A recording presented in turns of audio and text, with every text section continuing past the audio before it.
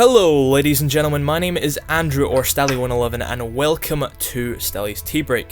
Today we're talking about a game that is a bit of the bread and butter of this channel at the moment, or has been for a few years now.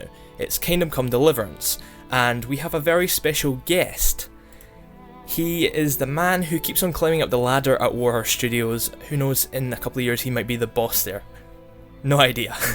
But it is the PR manager, Tobi Stolz-Zwilling? Yes, almost. Well, Almost. Don't worry, even Germans have a big problem to pronounce my name. It's Tobi Stolz-Zwilling. Okay. I tried. But I was promised tea and biscuits, and there's nothing here. The delivery people haven't quite. False hopes, false promises. Well, you just have to pretend. I've got my tea and I've got my biscuits. I don't actually have my biscuits, but I've got a cup of tea. No, I understand. That's tradition. So you get the biscuit and you get the tea. Yeah, I'll have your biscuits too. Take one from me. So I've got a few questions for Tobi about the game and its development, and also his thoughts, just personal thoughts on the RPG genre. So I'm going to start with that. Since Kingdom Come Deliverance is kind of a big RPG, it's very unique in its style. It's a realistic RPG, which you don't get a lot of those. Or from my experience, a lot of them are fantasy RPGs and whatnot. Do you think, or what's your thoughts on the RPG genre right now? Is it needing a renaissance? Because there's a lot of games or RPGs that are trying to tender to a larger audience by being a little bit more basic, i.e. Fallout 4? Or do you think we're still having enough like proper raw RPGs like The Witcher 3 dropping in now and again to keep the genre still alive? Well, first of all, I think that RPGs in general are maybe one of the most successful, or most demanded genres in the video game industry right now, and they even were back then. But to answer your question, I don't think it needs a renaissance. The word "need" is a little bit too big, I think, because what most of the game studios do right now is feeding the market, and currently the market is like that people want relatively easy RPGs where they can get dragged through the game. They see markers everywhere, and it's pretty much light cost. But if you think about how everything started back then, with even before video games, with pen and paper and imagination, where you had to talk a lot and imagine a lot, and there was like the game master who was telling you this awesome story, and you had to try to immerse inside this. That's what we actually try to. So it's not like we think the market is full of, or the RPG world needs a renaissance. It's just that we try to do something which was cool back then, and that from what we think, it's missing currently there. So right. You have, there are great games. You have all the Skyrims, all the Witchers, but then also you have the pearls of the RPG genre, which are trying to go a different way, like, I don't know, Pillars of Eternity, or now the new Divinity games and stuff like this. So I think that with Kingdom Come we also go the way of the core, or the previous thoughts of the RPG genre. So in Kingdom Come, for example, you have to talk a lot. You will never have a marker directly telling you, go here, do this, press X, and something will happen. So we try to go the old way, where you had to back then, read all the dialogues and then try to get the information out of those dialogues and use the information and immerse into the world and somehow try to continue with that. We do this the same, like with the old point and click adventures, but we of course have the voiceover and the synchronization, so you can at least listen to the stuff someone tells you. But then again, we want you, when you get a quest, for example, we will throw you in the open world, and then it's up to you to find out. So let's say there's a quest where, I don't know, you have, let's say, 4 different ways how to approach it. You have to find them yourself. You will never have like either go left, right, straight. You can choose. It's really you have to come up with your own ideas. I've been playing a lot of Divinity and Divinity Original Sin and Wasteland 2 recently, and I'm really enjoying the world building in that. Do you think you're trying to just really do that, but without having to read a lot? It's just there. You can see it all, and because in these games there's always a little text box at the bottom right hand corner that describes everything to you as well as the dialogue as well. So do you think it's just really um Kingdom Come Deliverance could be described as a modern old RPG, like a modern classic? Yes, definitely. I would call it like that, remastered Right. classic. However, of course, there must be a strict difference between realism and or yeah, well, yes, realism and video game, because we try to have it combined. Of course, we are not completely crazy when we are creating Kingdom Come, so it's not like a super hardcore, you're lost in the world and you have to. Of course, we try to make it somehow accessible for the player. Yeah. So, I mean, we try to make a realistic game, and the combat system, for example, we have in the game had to be somehow we had to do some compromises to make it actually fun and playable. Because usually the fighters in the medieval world, they wanted to be unpredictable and they pretty much were lazy, so they wanted to kill you as quick as possible. But then again, it's just a video game what we are creating, so you need to see the broad moves and you need to see what your opponent is doing in order to actually react to the world. Yeah. So you have to do here and there some compromises. And of course, we have tutorials everywhere and stuff like this. But then again, I mean, what we definitely don't do is drag you through the world. So you will really, in many games, even though the beginning of Kingdom Come might be a little corridorish, because that's how we like introduce you to the story, where you are right now. You will get all the tutorials, you will get all the information we think you need, and then we release you to the open world, and here you go. Then you have to find your own way. But yeah, as you said, we try to somehow bring back the real the true RPGs from back then, where you had to like this huge RPG tree, and you had to really, or in our case, have to think about what kind of approach you want to do, and according to that, you will level your stats and so on. So that's what we are working on. Right.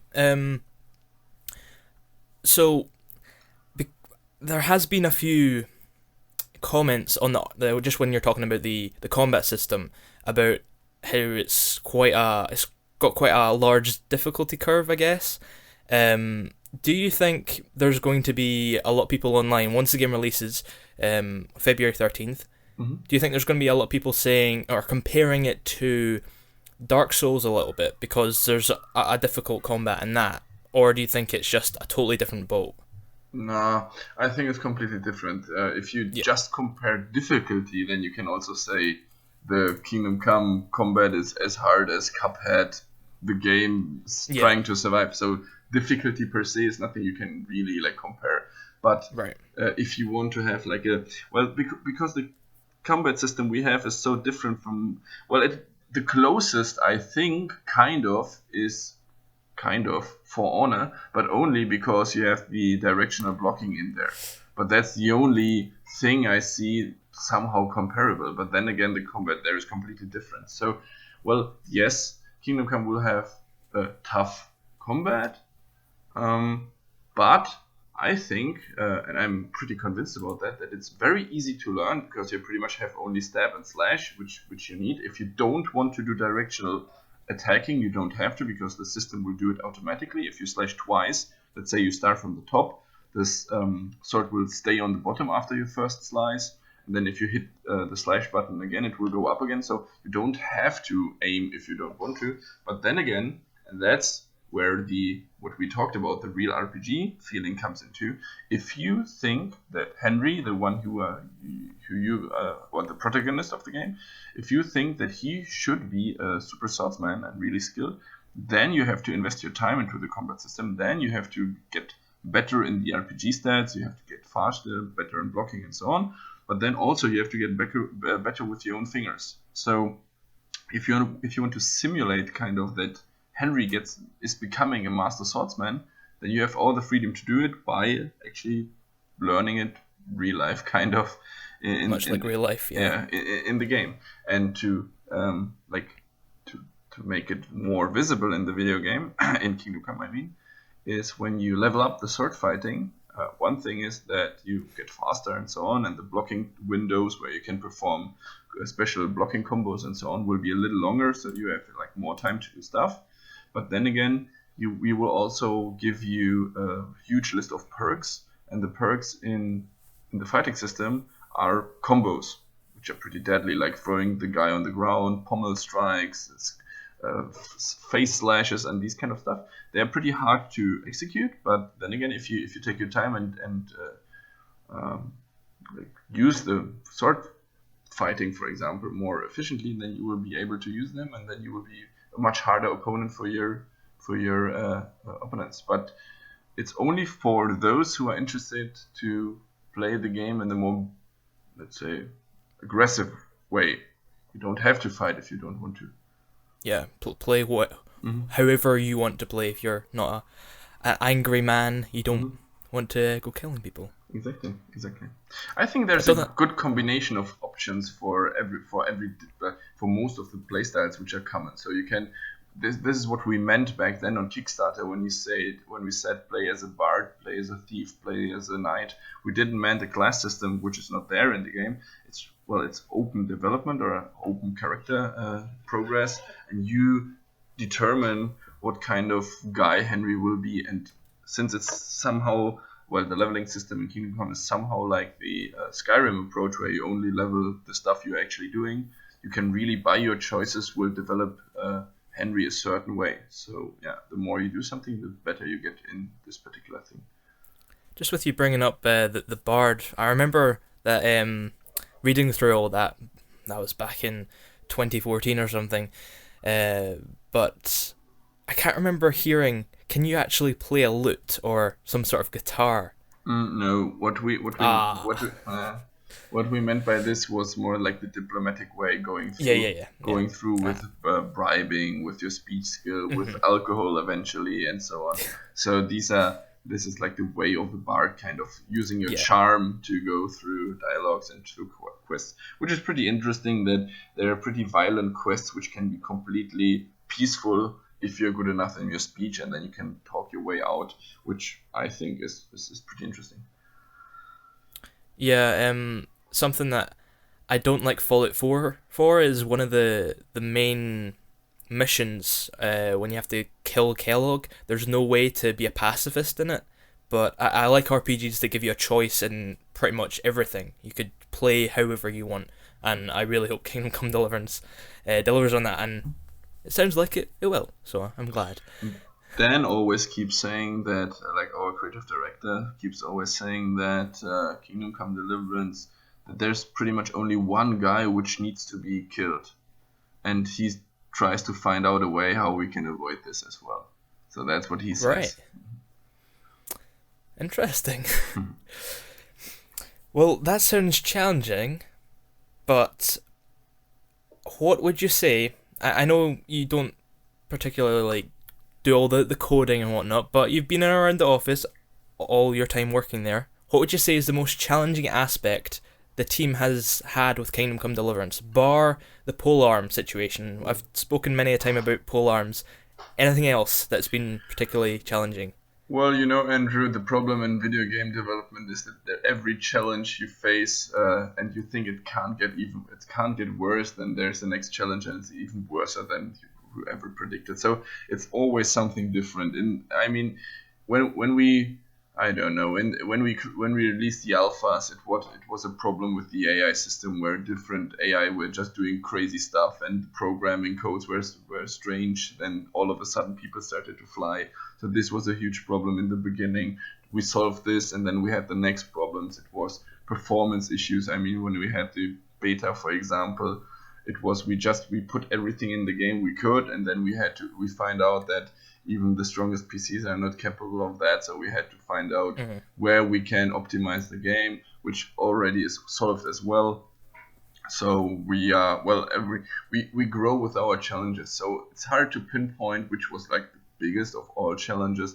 But I mean, what we are doing right now is still optimization on all fronts. So every department, no matter if 2D, 3D or so on, me, I'm not directly optimizing the game, of course, but working on the marketing or on the release of the game. So everyone in the studio is really optimizing the work they did before and try to make it run faster, better, smoother. And currently we are very happy with the performance already on PC, Xbox One and PS4. So we are very happy with them. Everything looks very promising.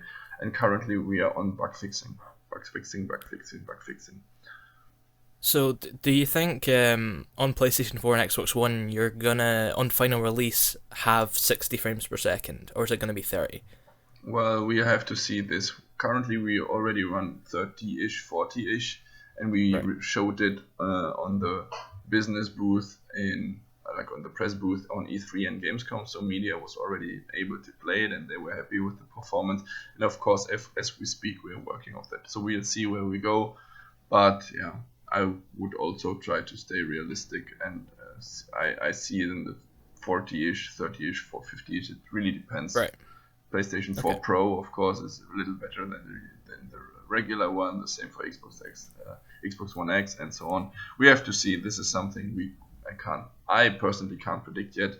But the developers are always like, it will be better every day. Every minute I invest into the coding, it will be better and better. So yeah, so they are pretty positive that it will be very good. Well, I hope I can. I got my rig. I want to say April last year, and the first thing I did was play Kingdom Come, and it still struggled to get 35, 40 frames per second on. It was sure ultra for the beta, but hopefully I can hit that on ultra for the final. Well, release. I'm very certain about this because you visited the studio and we talked about it already. That really when we created the beta back then, it was really just put as much stuff inside as possible to show the world, the backers mainly, what we did with our promises and with their expectations. So we released the beta to show you what we were working on, and we did not do any optimization in there. So as you said, you have a powerful PC and we're able to run almost 40. As I said, we are right now optimizing and bug fixing, and I played at home on the GeForce 970, which is top mid-class, I would say. It's our higher mid-class card, and it runs smoothly there. So I'm very positive about the frames. Good. So something that's a bit more negative is the game was, I do believe, originally planned for 2015 release. Mm-hmm.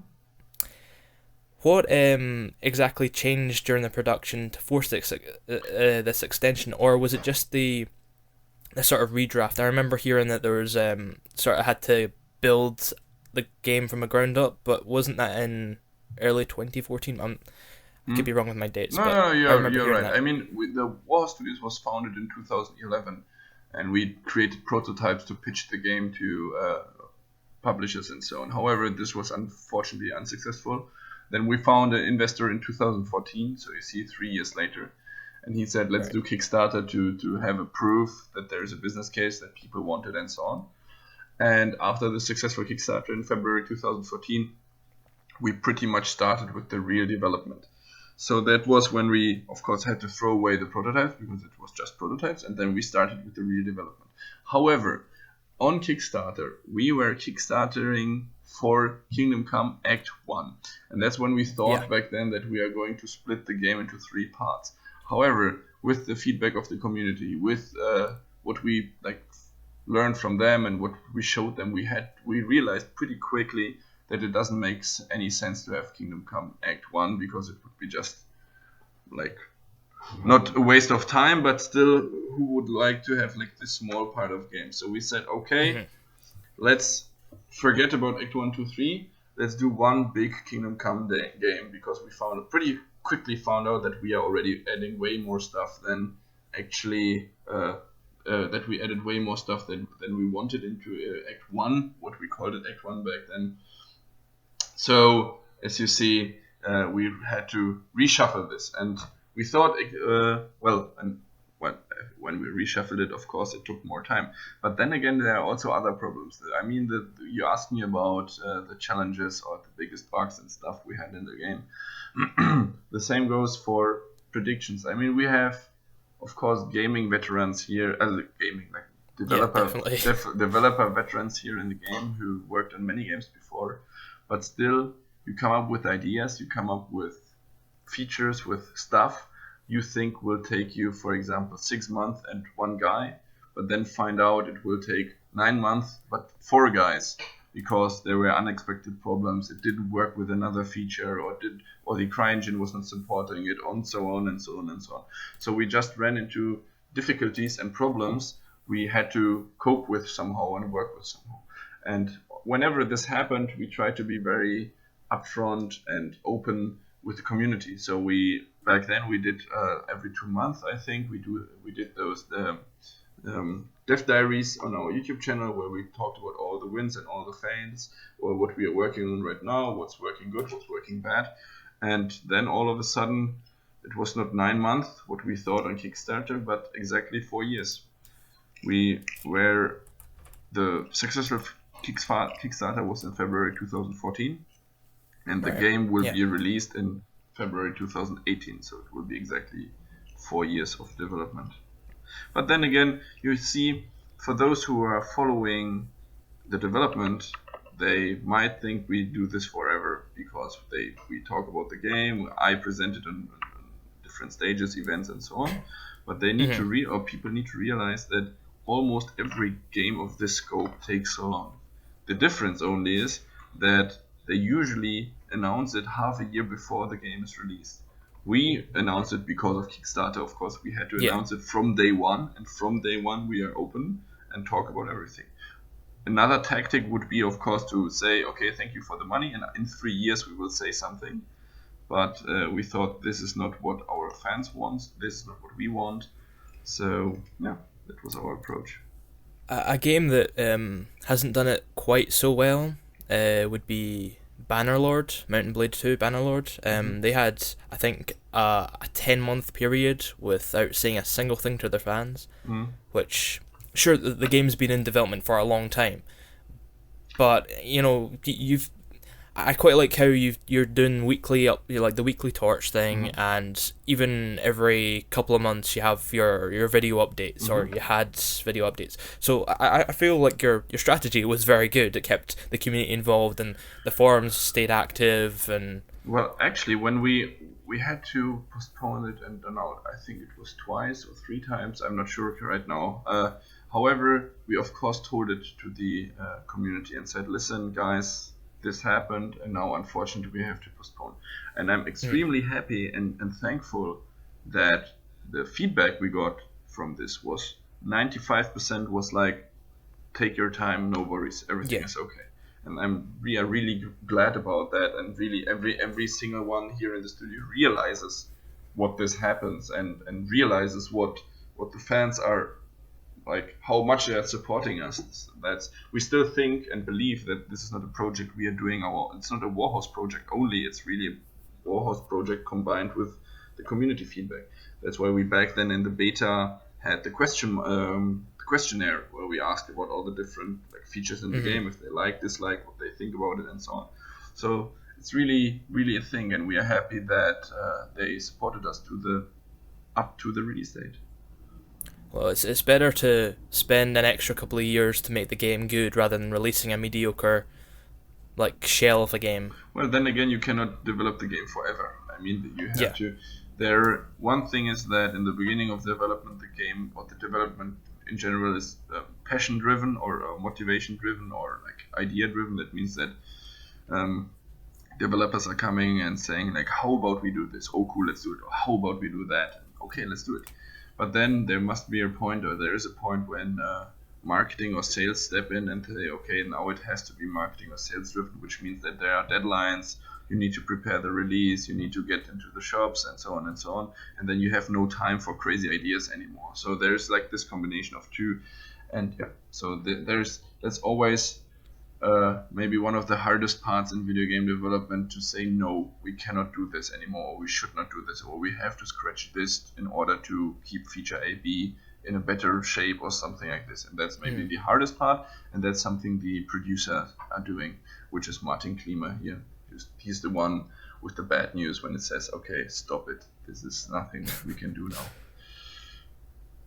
Well, my next point was going to be about whether there are any plans for a follow-up like the originally planned acts. Like, is there going to be a continuation in Bohemia, or will it just be like DLC expansions to the game? Well, first of all, we want to work on we are working on a DLC plan together with our co-publisher Deep Silver. So definitely, unfortunately, not everything we promised on Kickstarter made it into the game, and with those DLC, we want to bring back those or deliver them later free for backers. So this is something that we are working on. That's one thing. The other thing is we don't know how yet and in which extent, but we would like to work with the modding community. So we have to think about that, how to approach this in the best way, which will also happen after release. Well, and then, well, we have ideas, but currently we are only focusing on Kingdom Come Deliverance 1, let's say. Yeah. And then we'll see. This is really future music, and we of course have ideas, and Dan has ideas, and we would like to continue if the world lets us. Yeah. Well, it's like you know my questions, because I was not quite next, but I was going to go into modding in a few minutes or so. But when you're talking about ideas, are there any? Well, I spoke to you earlier on Twitter about there being any other periods, and you said that there's no plans right now. But are there any time periods that you'd personally love Warhorse to cover in a next venture? Like any, maybe World War One, just an example, or Roman times, or whatever. I am pretty happy with the Holy Roman Empire, and I'm because I really personally are and very interested in this period, especially as a German who knows that back then in the Holy Roman Empire, Germany was a mess pretty much, and the today's shape is there was nothing like that in the Holy Roman Empire. So there were small states who were pretty much from the same culture. They were all German states kind of, but they hated eeach other, fought each other, and so this was a huge mess there. And I really think that I personally would love to see Prague from the early 15th century. So something like Assassin's Creed did with Paris. I would love to see Prague somehow, medieval Prague. This must be beautiful. Yeah. But that would be a too big chunk for us for sure. This medieval Prague was something like I don't know, New York City today. So this was in that time, of course. So very big, yeah. Yeah. So this is something a little bit too big for us. But if you to answer your question about the future stuff, we would most likely stay in this Henry story somehow. Okay. Right. So that sort of teases that. Well, I guess he can't die unless you reload. I guess, yeah. Yeah, there will be not a permanent thing. It's just a usual RPG, right? So you die, you have to load and so. So, you mentioned modding earlier. Will you guys be working on any development tools? An example would be Bethesda have released the creation kit to public domain, I guess. Not really public domain, but public access. Or will it just be allowing open access to code? Or what's the deal here? As I said, we unfortunately don't have any ideas yet how we are going to approach the modding community, but most likely, and please don't pinpoint me on that, most likely we will release some modding tools, because the CryEngine just is a little bit more difficult when it comes to modding. Well, a last question I had, I was going to save to the end, but I guess I'm just going to say it now. What would you sort of claim, since it's been a big part of your recent life, a bit of a journey for you at Warhorse, what would you claim to be your favourite part of the game, in-game or development or otherwise, just favourite part of being a part of the Kingdom Come, the community, the team, what would like, or in game, like what's your favorite part? Just overall, Well, what would you say is the favorite part in my job, where as a PR manager, I also do like events and presentation to media. What happens to me sometimes is that while I'm presenting, I see a feature or a thing I never saw before, and I'm amazed by my own game I'm presenting right now. So what happened, Yeah. for example, this happened to me. I was in Poland last week. This happened to me. I was lurking. I wanted to show this journalist that when it's dark outside, it's really dark. So I skip timed to the night and had no um, no torch with me. So in order to show him a little bit light, I said I will go closer to this house there because there's light inside, so we can like have a comparison how nice it looks like. So I went closer to that house, and then all of a sudden I heard voices from inside the house. While I was like standing around the window, I was jumping up and down and just walked around the house. And these NPCs from inside the house came out to me with a torch in their hand or a lantern, and they said actually something like, "What are you lurking around here? It's midnight and you have no torch. Should I call the guards? You look like a thief," and so on. I was like, "What?" This is something that really intrigued me. That like I was really just running around the house to show them the night, and then all of a sudden an NPC came to me and said, "What the hell are you doing here? Do you want to steal my stuff or what?" So it's the little things and it's the details, and I think some people say that Kingdom Come is hardcore, which I would not say at all. We try to make it logic, and the gamers maybe are not used to the freedom they have or this like logical approach. They know games which drag you from A to B, and then you just have to push a button, and you will also always win anyway. The problem is just if there's a fight, you just drink enough potions, but you will win this quest anyway, and so on. And we don't have this, so we don't drag you through the game. You want to rob this house, for example, then all of a sudden you learn that people are hearing you inside, and then you check your inventory and you see, okay, wow, there's a noise and a visibility stat, so I think I must lower my noise, and then all of a sudden this works, and so on. So this is something I really like, that this game is Kingdom Come is a little bit slower than other games, and that's important to point out, that it's not a fast action-paced game where you just really slash through all the opponents and you're the superstar. It requires you to sit down, get some tea and some biscuits, and to really immerse into this game. Take your time. A quest can easily take you an hour because you just cannot find the right clue, but your friend will tell you, easy, I solved this quest in 5 minutes because I found the clue immediately, and so on. I think that's very intriguing, and my favorite part of the game is that, Andrew, if we two are playing the game, that we will have the same end. Both of us will see the same ending, but the story of ours will be completely different, I think. That you have another story to tell in the end than me. I will tell you that I did A, B, C, D, and then there was a big fight, and you said, there was no fight. I talked through it, and then I never saw it. So this is something I think is pretty cool, that there are many stories to tell in Kingdom Come. Certainly good for replayability and going back and playing a completely different character. I really like doing that in RPGs. That's why it's probably my favourite genre. I always keep telling to myself that I will do this, but then I happen to play it the same way I played it already, so I'm very bad in replaying and trying to do something different because I always end up doing the same anyway. I've had that where I've been accustomed to doing or going certain paths, but I do try and drag myself away. Certainly with Fallout New Vegas, which I'd probably say is my favourite game, getting the alternate start mod, so it would just be a random place, so I don't have this routine when I start a new character. It's a random place where I start, and that can certainly help me develop a new character depending on where I am. So hopefully I don't get into a routine when I start up Kingdom Come Deliverance every time, but I'm sure I'll find ways to make different characters on different runs.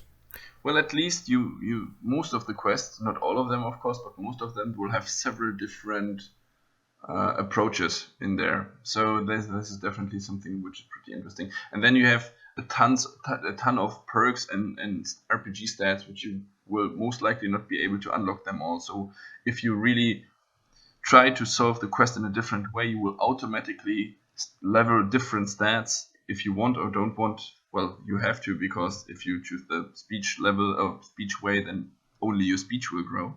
So this is it will happen automatically if you really go to another quest route, and this is what I also think is cool. Right. One last thing. What? Well, I'm intruding a little bit on the creative ideas. We might see them in future games or whatever by Warhorse in years to come. But what ideas or mechanics did you guys want to implement to Kingdom Come Deliverance that were just impossible at the technology now, or that you just didn't feel like you had the time for? Well, there's surely. Was there I mean, anything? if we have more time and more money, I think there's everything is possible almost. But of course, it's our first game, and we need to be realistic. And as I said, there's a phase where it's development driven or like really motivation driven, where say, oh, let's add this and let's do that. But then comes the hard part, saying no to stuff, and then it's the marketing driven when you really have to keep the deadlines. And that unfortunately happened, for example, with the Horse AI. We wanted to have something like Tesla Automobile, these like automated cars which can pretty much do everything alone on the street. So we wanted to have this as well in the Horse, that you have like an automated horse which can even fight and so on. And unfortunately we had to lower our own expectations there a little bit. Right, we have mounted combat, but not in the extent we wanted to. Same goes for blacksmithing, for example. We wanted to have the alchemy system already, which is in the game. I think it's really cool, and that you have the different steps you can do, and that you have to follow them, and there's a recipe book and so on. And we wanted to have a super sophisticated blacksmithing minigame there as well, which unfortunately also didn't make it. But then again, as I told you, we definitely want to bring some stuff in the DLCs. What's possible, what if there's stuff possible, we want to bring it later. And then, worst case, models can help us. Yeah. Something that I spoke about in my last episode of the Teabreak was about the Skyrim's Creation Club, and the big thing was that I have a problem with is them just taking mods and giving the developer a small fee or a very small amount and just taking the large chunk of it. But I think for some of the bigger mods, it would be good if a lot of developers teamed up with the modders to create a proper product rather than just a cheaply made product that works, but it could be a lot better. So maybe you could do that with some passionate projects that look like they could be very promising. Yeah, well, I mean, why not? But as I said, unfortunately, this is something we cannot answer yet, because we really just don't know yet how we are going to approach. Well, everything is possible. We have to see the best way for everyone, the most satisfying way for everyone, for us, and for the modding community, of course. Mm-hmm. I'm just trying to put that in your guys' ear, because I think that would benefit the gaming industry vastly, and I really think that a lot of modders don't get enough credit for what they do, and they do it for free. So you could make so much better things and make games last so much longer and be better if they were able to team up with developers. Well, then why not applying for a job directly at Warhorse? Yeah, you could. Yeah, exactly. We are constantly hiring, so go for it. You heard it here, folks. Yes. Get over to Warhorse. Go to Warhorse. Thank you very much for joining me. I've spent a good amount of time, 40 minutes. I could have spent a little bit more. I had a few more questions in my head, but I think that was a good amount of questions. Went for a more personal approach, but I'm not sure if it quite played off. Wanted to ask a few questions that you didn't get on the daily, Not sure if it quite worked out, but we'll see. So thank you very much for joining me, Tobi. You guys at home, make sure to check out Kingdom Come Deliverance, and if you're interested in the game, make sure you have it pre-ordered, or you are part of the Kickstarter group or whatever. Make sure you get your code. It comes out on the February 13th, 2018. Make sure you have it. It looks like a great game. And thank you very much for watching this special episode of Stalli's Teabreak, the Kingdom Come Deliverance episode. And I hope you guys enjoyed, and next week we'll have something completely different, but I'm glad that we could get someone so special, only in 3 episodes in, as Tobi, the head of PR, or the PR manager, should I say, of Warhorse Studios. It's very important for this channel, Kingdom Come Deliverance, the game. So thank you very much for watching at home. My name is Andrew, or Stalli111. Make sure to drop a like, drop a comment, and subscribe if you've not done so already, and I'll see you on another video. Bye-bye.